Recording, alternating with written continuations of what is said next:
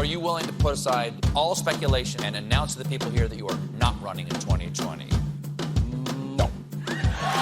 Overall, wages are down. People are working longer hours for less money. Obama keeps current illegal immigrants. African Americans being mistreated in society. Noting that world leaders laughed at President Trump. Amendment Thanks to the Russian witch president's hunt. trade war. You know what it is? My new slogan, 2020. Keep America great.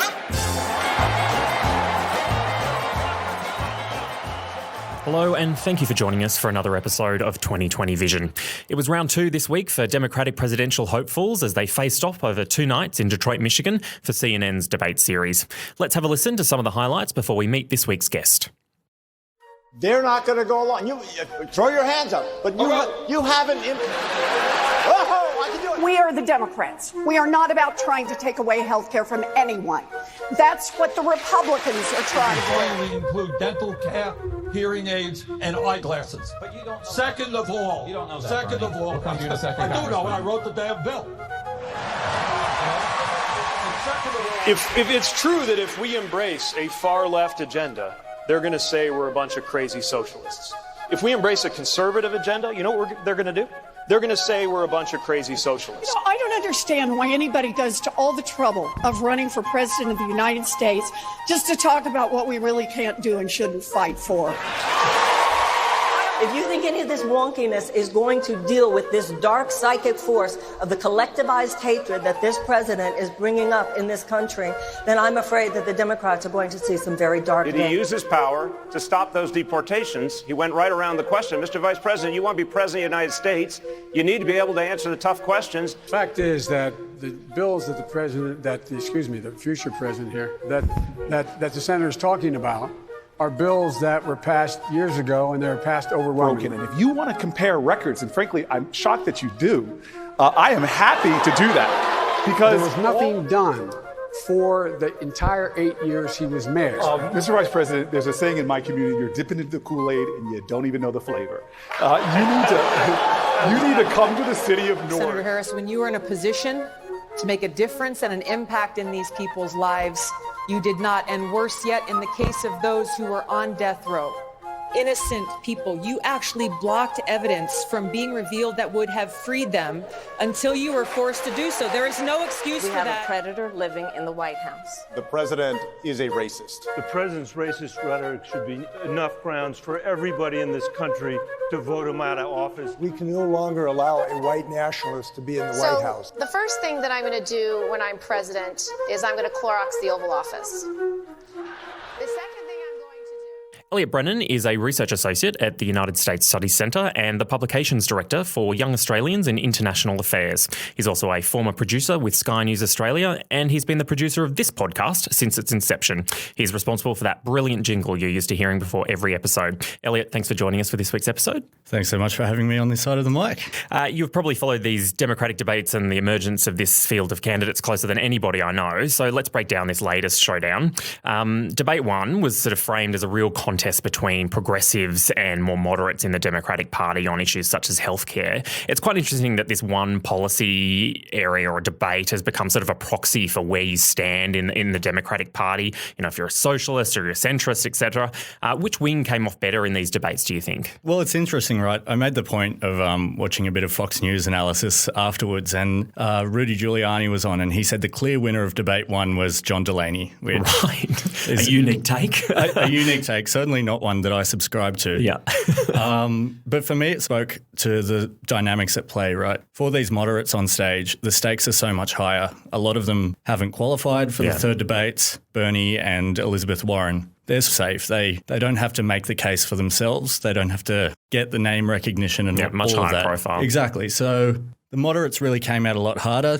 For example, John Delaney used his opening remarks to attack Bernie and Elizabeth. I really just think that we didn't, as an audience, gain much out of that. Right. Elizabeth and Bernie were just sort of treading water, waiting until these third debates when they really might have to go after each other, or they really will have more of a competitive field to deal with. Just on Elizabeth and Bernie, I mean, Elizabeth Warren had some cracker lines, including that one at John Delaney. You could almost feel the burn through the TV, that one. But we didn't see her face off against Bernie Sanders, as you said, really, which many had expected. It was almost as if they were kind of debating together at times, sort of working in tandem. Do you think that was a concerted effort to fend off the centrist wing of the party in these debates, or just a kind of byproduct of the fact that they're so similar in terms of policy? Yeah, they're certainly similar in terms of policy, a bit different in terms of their style, the way they debate. Bernie was much more aggressive than he was in the first debate. So that was something that surprised a lot of people. He was quite reserved. Elizabeth Warren, as always, was super strong on policy, was able to really elucidate her policy differences more with the moderates than with Bernie. And you saw from the first seconds of the debate where they walked out on stage, it was incredibly warm and convivial. They seem like friends. They've got a long history together, and there's this understanding between them that they have a non-aggression pact. It's unclear when that starts to break down, but I think what is clear is that it's not even close to breaking down at the moment. They're thinking about September, November, February. They're looking into the future, whereas, like I said, for these moderates like Tim Ryan and like John Delaney, it's really make or break. Pete Buttigieg had some solid lines about the way Republicans will be remembered as enablers following the Trump presidency. And there's also one about not allowing policy to be manipulated by a fear that Republicans will call Democrats socialists, presumably because, they will no matter what the platform is. I've heard him use that latter line before, but do you think he had better cut through this debate than the last one? Pete was an interesting one for me on this stage because we had this huge battle between the moderates and progressives. It left people like Pete Buttigieg and Beto O'Rourke stuck in this crack where they're not really with either side wholeheartedly, and it didn't make total sense for them to get too involved. And I think that's why you saw Mayor Pete turn the attack to Republicans, even though there weren't any Republicans on stage. Again, Pete and Beto, they're looking pretty good for the third debate. You really think Beto is going to make it? I just didn't think he had that kind of cut through in that first debate. I mean, similar to the first round, I just sort of wondered, because he is so similar to Pete Buttigieg as well, I really wondered whether he was going to make that third round. Well, yeah, he's got the polling numbers right, because early in the race when he had his breakthrough, he was polling quite well. Right. And so that will do enough to get him on the stage for this third debate. But you're right, I really do think he's hamstrung. What spoke volumes for me in this debate was that no one saw Beto as worth attacking. Right. We really had in that first debate, he was a punching bag, just taking hits from left, right and centre. He was really not that visible on the stage on night one. I thought he did well. I thought he did much better than he did in the first debate. He was more prepared. He had a few moments that sort of brought back that energy somewhat from his Senate race against Ted Cruz. But overall, things aren't looking good for Beto, and that pressure is building on him to drop out and run for the Senate. Let's talk about my favourite candidate, Marianne Williamson. Yeah. She's back talking about dark psychic forces and the futility of wonkishness. But she had some interesting things to say on reparations, didn't she? There was sort of this sense that as much as the commentariat may laugh at her and call her this mad crystal lady, she's actually been able to communicate issues of race and racial disparity. In this case, it was environmental issues and the cleanliness of water to a general audience. So do you agree with that assessment that maybe she is having sort of a cut through, as sort of Trump was kind of a joke in the Republican debates? He was still talking to a big part of the American heartland. Do you think she maybe is channeling a bit of that in this election? She certainly has cut through. I don't know whether it would be through to the heartland. It's to a much smaller segment, and she comes off well on race. She talks about history eloquently and brings up points that other candidates aren't talking about, but she's not yet been able to really grab any significant share of the black vote. I really think she's one that stands out on a debate stage. Because she's so different. She's so different. Yeah. And, she's got a funny way of speaking. Her accent sort of moves like a hand moving across a Ouija board of the United States. She's really hard to pin down. And I think that's why she does so well in metrics like the Google searches, which only really measure curiosity. They don't tell you much about people agreeing with her. She has these huge, bold statements like, I don't believe in plans.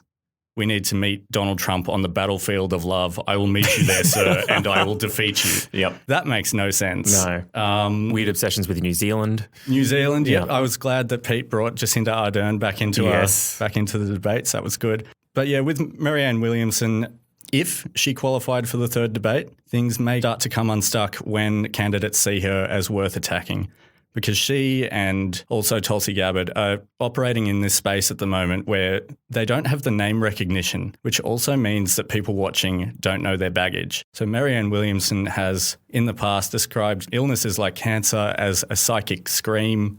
She's had weird equivocations over compulsory vaccinations, calling them draconian. And she's walked that back a bit recently, I saw. Yeah, she's walked it back, and she had said in the past that she thought vaccinations were the right thing to do, but that's sort of the point, right? She's all over the place. I think when people start to try to pin her down, it starts to come unstuck. And Tulsi, obviously, we've spoken on the podcast before about her interactions with Bashar al-Assad. At the moment, candidates don't really see them as worthy of attack. Now, on to debate 2. You pointed out to me the other week when candidate selection was announced for each debate that former Vice President Joe Biden ended up in the night with every racially diverse candidate, which must have given him nightmares given his poor performance in the first round of debates.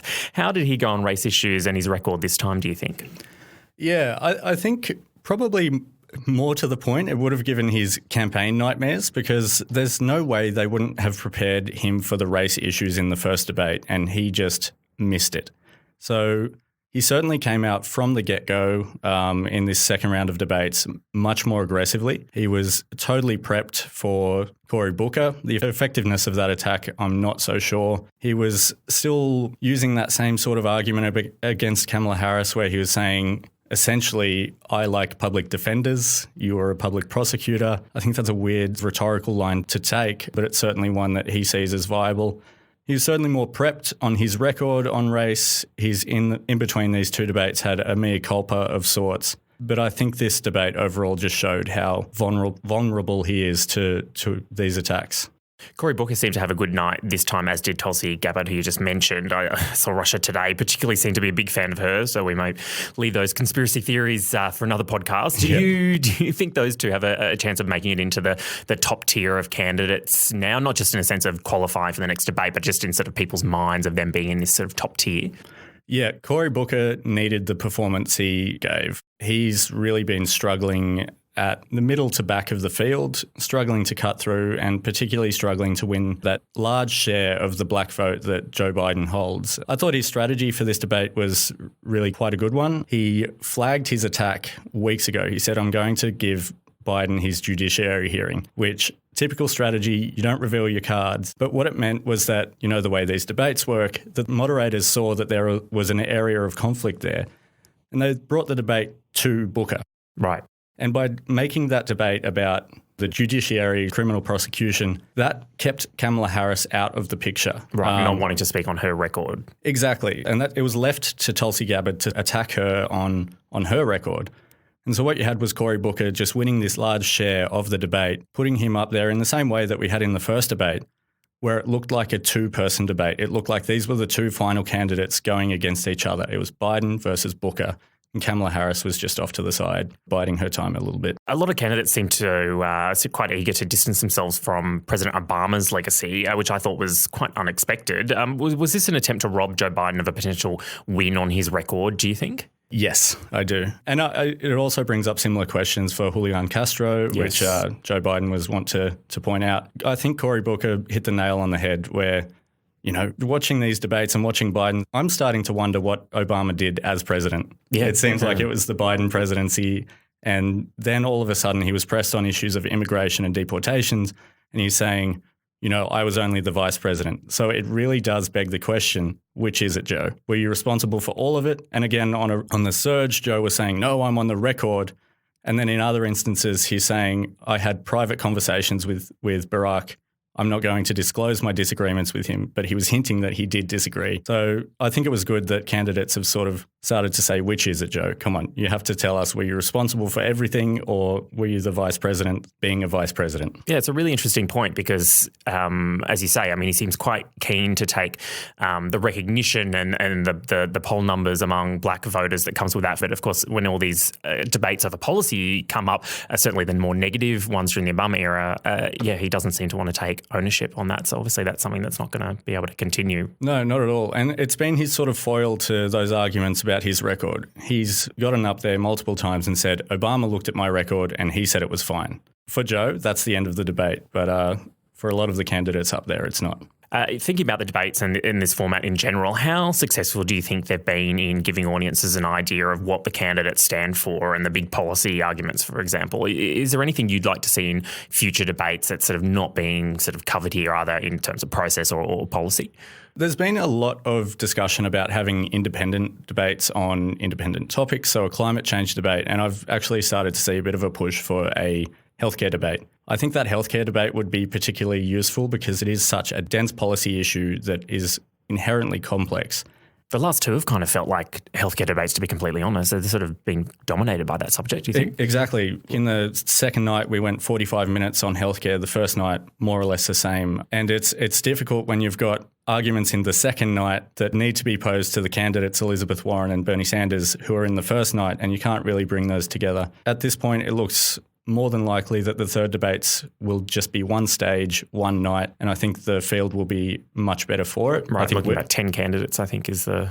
Yeah, 8 to 10. Look, I'd even like to see if it was 11 to 12, just do it in one night. Get the people up there. We still haven't seen, you and I were talking about this earlier, we haven't seen Elizabeth Warren, for example, on stage with Cory Booker. Yeah. Cory Booker has this record of taking incredible amounts of donations from Wall Street, from pharma. That's something Elizabeth Warren is staunchly against. Yep. That's something we haven't seen in these two debates yet. So yeah, she'll be chomping at the bit to discuss that, I'm sure. Well, yeah. I mean, we saw the glee on her face when the moderators brought up John Delaney's personal value of over $65 million and the fact that he would be affected by her tax policy. So there are all these matchups of key candidates, and there's a lot of noise coming from the candidates who realistically don't have a shot. They're just having their last grasp, a moonshot, a lot of yelling, a lot of distraction, and I think one stage would fix a lot of that. Elliott, thanks so much for popping by out of the control room and behind the mic today. Really appreciate your thoughts. No worries. Thanks so much for having me, Drew. I would like to just say a quick thanks to all of the interns across the centre. We've got 5 who have come with me on this journey of following the 2020 election. So that's Paige Remington, Mercedes Chavez, Isaac Reese, Jack Brown, and Caroline Gibbon. Excellent. Thanks again, Elliott. No worries. Thanks so much. We'll be taking a break for the month of August, but 2020 Vision will be back in September in time for the third round of Democratic primary debates, this time hosted by ABC and Univision in Houston, Texas on the 12th and 13th of September. Thanks this week to the Bubba Mara Brass Band, Ketzer, and the United States Army Old Guard Fife and Drum Corps, and to the University of Sydney's Faculty of Arts and Social Sciences for their studio assistance.